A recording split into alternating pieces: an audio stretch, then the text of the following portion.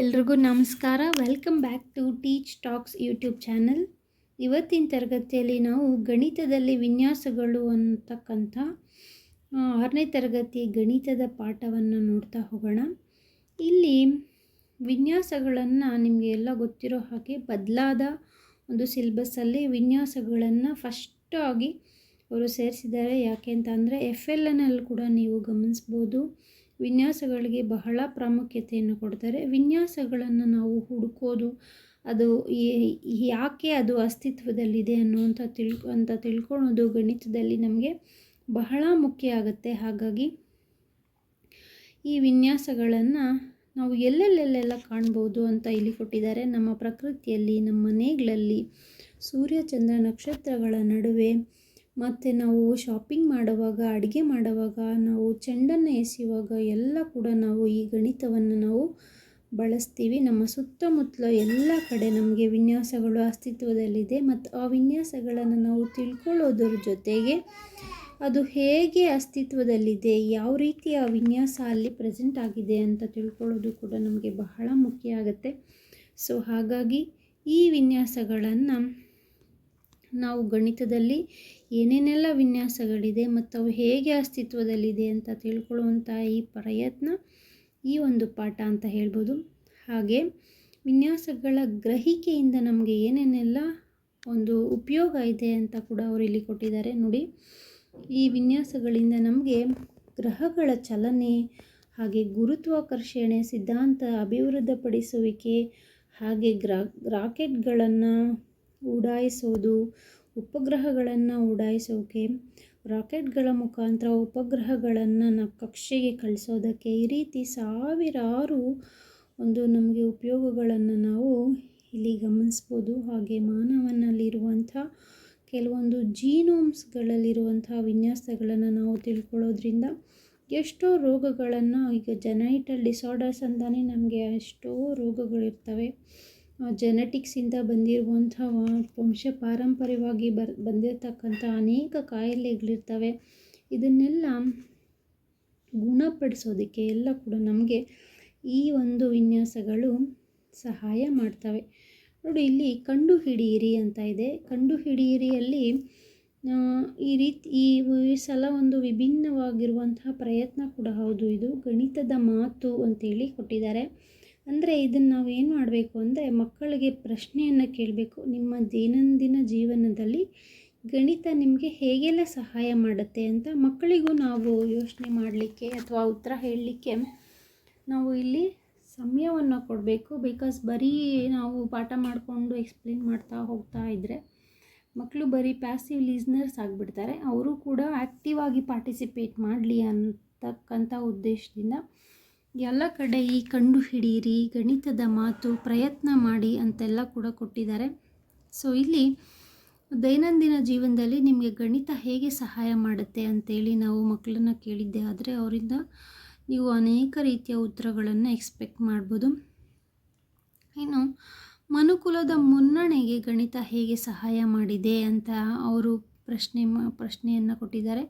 ವೈಜ್ಞಾನಿಕ ಪ್ರಯೋಗಗಳನ್ನು ಕೈಗೊಳ್ಳೋದು, ಆರ್ಥಿಕತೆ, ಪ್ರಜಾಪ್ರಭುತ್ವ, ಸೇತುವೆಗಳು, ಮನೆಗಳು, ಹಾಗೆ ಸಂಕೀರ್ಣ ವಿನ್ಯಾಸಗಳನ್ನು ನಿರ್ಮಿಸುವುದು, ಟಿವಿಗಳು, ಮೊಬೈಲ್ ಫೋನ್, ಕಂಪ್ಯೂಟರ್, ಬೈಸಿಕಲ್, ರೈಲು, ಹೀಗೆ ಅನೇಕ ರೀತಿ ತಯಾರಿಕೆ ಅಂತಲೂ ಕೊಟ್ಟಿದ್ದಾರೆ. ದಿನ ನಾವು ಈಗ ನೋಡಿ, ಡೈಲಿ ಬೆಳಗ್ಗೆ ಮನೆಯಲ್ಲಿ ಅಡುಗೆ ಮಾಡ್ತಾರೆ, ಅದು ಕೂಡ ಗಣಿತನೇ. ಎಷ್ಟು ಅನ್ನಕ್ಕೆ ಎಷ್ಟು ಲೋಟ ಅಕ್ಕಿಗೆ ಎಷ್ಟು ಲೋಟ ನೀರಿಡಬೇಕು, ಎಷ್ಟು ತರಕಾರಿಗೆ ಎಷ್ಟು ಬೇಳೆ ಹಾಕಬೇಕು, ಈ ರೀತಿ ನಾವು ದಿನ ಶುರು ಆಗೋದೇ ನಮಗೆ ಗಣಿತದಿಂದ.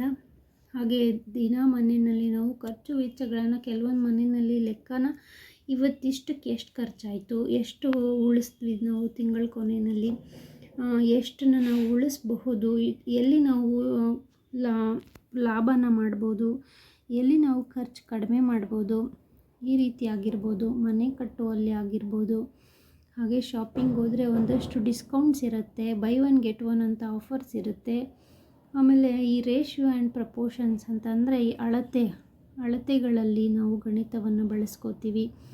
ಆಮೇಲೆ ಕ್ರೀಡೆಯಲ್ಲಿ ನಾವು ಗಣಿತವನ್ನು ಬಳಸ್ಕೋತೀವಿ. ಈಗ ಸ್ಕೋರ್ ಬೋರ್ಡ್ಸಲ್ಲಾಗಿರ್ಬೋದು, ಹಾಗೆ ಕ್ರಿಕೆಟ್ ಆಡುವಂಥವ್ರು ಎಷ್ಟು ಓವರ್ಸ್ಗೆ ಎಷ್ಟು ಬಾಲ್ಸ್ ಆಯಿತು, ಎಷ್ಟು ಸ್ಕೋರ್ ಆಯಿತು ಅಂತೆಲ್ಲ ಕೂಡ. ಆಮೇಲೆ ಆವಾಗಲೇ ನಾವು ನೋಡಿದಾಗೆ ಈ ಜೀನೋಮ್ಗಳನ್ನು ನಾವು ಪ್ಯಾಟ್ರನ್ಸ್ನ ತಿಳ್ಕೊಂಡು ನಾವು ಎಷ್ಟು ವಂಶ ಪಾರಂಪರ್ಯವಾಗಿ ಬರ್ತಾ ಇರುವಂಥ ಕಾಯಿಲೆಗಳನ್ನ ಗುಣಪಡಿಸ್ಲಿಕ್ಕಾಗಿರ್ಬೋದು. ಹಾಗೆ ಇಸ್ರೋ, ನಾಸಾ ಇಂಥ ಒಂದು ಆರ್ಗನೈಸೇಷನ್ಸು ರಾಕೆಟ್ ಉಡಾವಣೆ ಟೈಮಲ್ಲಿ ಗಣಿತವನ್ನು ಬಳಸ್ಕೋತಾರೆ. ಹಾಗೆ ಆಪ್ರೇಷನ್ ಸಿಂಧೂರ್, ಆಮೇಲೆ ಮಂಗಳಯಾನ್, ಚಂದ್ರಯಾನ್, ಆಪ್ರೇಷನ್ ಆದಿತ್ಯ, ಹೀಗೆ ಅನೇಕ ಆಪ್ರೇಷನ್ಸ್ಗಳಲ್ಲಿ ಕೂಡ ನಾವು ಗಣಿತವನ್ನು ಬಳಸ್ಕೋತೀವಿ. ಆ್ಯಂಡ್ ಸ್ಯಾಟಲೈಟ್ಗಳನ್ನು ಬಳಸ್ಕೊಂಡು ಅಲ್ಲಿ ಶತ್ರು ಪಡೆಗಳಿದೆ, ಹೇಗೆ ಹವಾಮಾನ ವೈಪರೀತ್ಯಗಳಾಗುತ್ತೆ, ಎಲ್ಲಿ ಸುನಾಮಿ ಅಂತ ಅವಘಡಗಳು ನಡೆಯುತ್ತೆ, ಇದನ್ನೆಲ್ಲ ಕೂಡ ನಾವು ಮುಂಚೆನೇ ಪತ್ತೆ ಹಚ್ಚೋದ್ರಿಂದ ನಾವು ಎಷ್ಟೋ ಒಂದು ಈ ವೈಪರೀತ್ಯಗಳನ್ನು ನಾವು ತಕ್ಕ ಮಟ್ಟಿಗೆ ಮೊದಲೇ ತಿಳ್ಕೊಂಡು ಆದಷ್ಟು ಎಚ್ಚರಿಕೆಯಿಂದ ಇರ್ಬೋದು. ಹಾಗೆ ಪ್ರಪಂಚದಲ್ಲಿ ಯಾವ ರೀತಿ ಅನ್ಸರ್ಟೈನಿಟಿ ಇದೆ, ಗೋಲ್ಡ್ ರೇಟು ಯಾವಾಗ ಯಾವ ರೀತಿ ಚೇಂಜಸ್ ಆಗುತ್ತೆ, ಆಮೇಲೆ ಟ್ಯಾಕ್ಸ್ ಸಿಸ್ಟಮ್ ಹೇಗೆ ವರ್ಕ್ ಆಗುತ್ತೆ, ಆಮೇಲೆ ಆರ್ಟಿಫಿಷಿಯಲ್ ಇಂಟೆಲಿಜೆನ್ಸ್ ಅಂತ ಏನಿದೆ, ಇವಾಗೆಲ್ಲ ಸರ್ಕಾರಿ ಶಾಲೆಗಳಲ್ಲಿ ಕೂಡ AI ಬಳಸಿ ಹಾಜರಾತಿ ಹಾಕಬೇಕು ಅಂತೆಲ್ಲ ಬರ್ತಾಯಿದೆ. ಸೊ ಆ ರೀತಿ, ಆಮೇಲೆ ಸರ್ಕಾರಿ ಕಚೇರಿಗಳಲ್ಲಿ ಬಳಸುವಂಥ ಬಯೋಮೆಟ್ರಿ ಆಗಿರ್ಬೋದು, ಹೀಗೆ ಇವೆಲ್ಲ ಕೂಡ ಮುನ್ನಡೆಗೆ ಸಹಾಯ ಮಾಡುವಂಥ ಒಂದು ಟೆಕ್ನಾಲಜಿನೇ. ಈ ಎಲ್ಲ ಟೆಕ್ನಾಲಜಿಯಲ್ಲಿ ಕೂಡ ಗಣಿತವನ್ನು ನಾವು ಬಳಸ್ಕೋತೀವಿ. ಫಿಬೊನಾಚಿ ಸೀರೀಸ್ ಅಂತ ಏನಿದೆ, ಈ ಸೀರೀಸ್ಗಳನ್ನು ಬಳಸ್ಕೋತೀವಿ. ನೀವು ಕಂಪ್ಯೂಟರ್ಗಳಲ್ಲಿ ಅನೇಕ ಕೋಡಿಂಗ್, ಡಿಕೋಡಿಂಗ್, ಈ ರೀತಿ ಎಷ್ಟೋ ನಮಗೆ ಉಪಯೋಗಗಳಿದೆ ಗಣಿತದಿಂದ.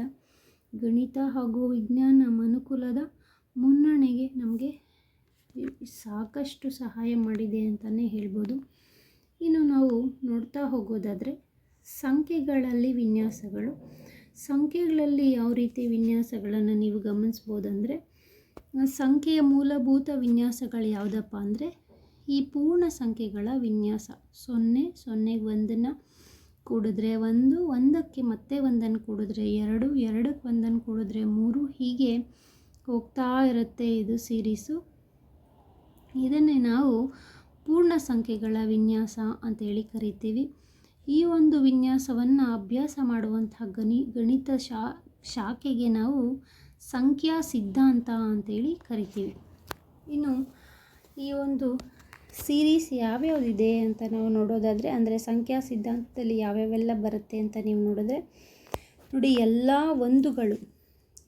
ಒಂದುಗಳೂ ಸೇರಿ ಒಂದು ಥರ ಸೀರೀಸ್ ಆಯಿತು, ಅಂದರೆ ಒಂದು ವಿನ್ಯಾಸ ಆಯಿತು.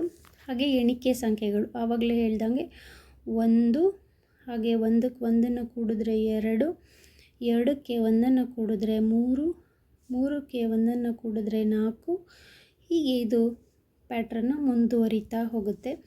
ಸೊ ಇದನ್ನು ನಾವು ಎಣಿಕೆ ಸಂಖ್ಯೆಗಳ ಸರಣಿ ಅಂತೇಳಿ ಕರಿತೀವಿ. ಇನ್ನು ಮೂರನೇದು ನೋಡಿದ್ರೆ ಬೆಸ ಸಂಖ್ಯೆಗಳು. ಬೆಸ ಸಂಖ್ಯೆ ಅಂದರೆ 1, 3, 5, 7, 9, 11, 12 ಇಲ್ಲ 13, 14 ಇಲ್ಲ 15, 17, ಹೀಗೆ ಇದು ಮುಂದಕ್ಕೆ ಹೋಗ್ತಾ ಹೋಗುತ್ತೆ. ಇವು ಬೆಸ ಸಂಖ್ಯೆಗಳ ಸರಣಿ. ಹಾಗೆ ಸಮಸಂಖ್ಯೆ ಅಂದರೆ 2, 4, 6, 8, 14 ಆಯಿತು. ಆಮೇಲೆ 16, 18, 20, 22, ಹೀಗೆ ಇದು ಮುಂದೆ ಸಾಗುತ್ತೆ. ಇವು ಸಮಸಂಖ್ಯೆಯ ಸರಣಿ. ಇನ್ನು ತ್ರಿಕೋನೀಯ ಸಂಖ್ಯೆಗಳು ಅಂತಂದರೆ ನೋಡಿ, ಹೀಗೆ 1, 1, 2, 3, 1, 2, 3, 4, 5, 6, 1, 2, 3, 4, 5, 6, 7, 8, 9, 10, ಹೀಗೆ ಈ ಸರಣಿಗಳು ಮುಂದುವರಿಯುತ್ತಾ ಹೋಗುತ್ತೆ. ಅಂದರೆ ನಾವು ಇಲ್ಲಿ ನೋಡಿ ತ್ರಿಕೋನವನ್ನು ನಾವು ಹೀಗೆ ಇಲ್ಲಿ ಡ್ರಾ ಮಾಡ್ಬೋದು ನೋಡಿ.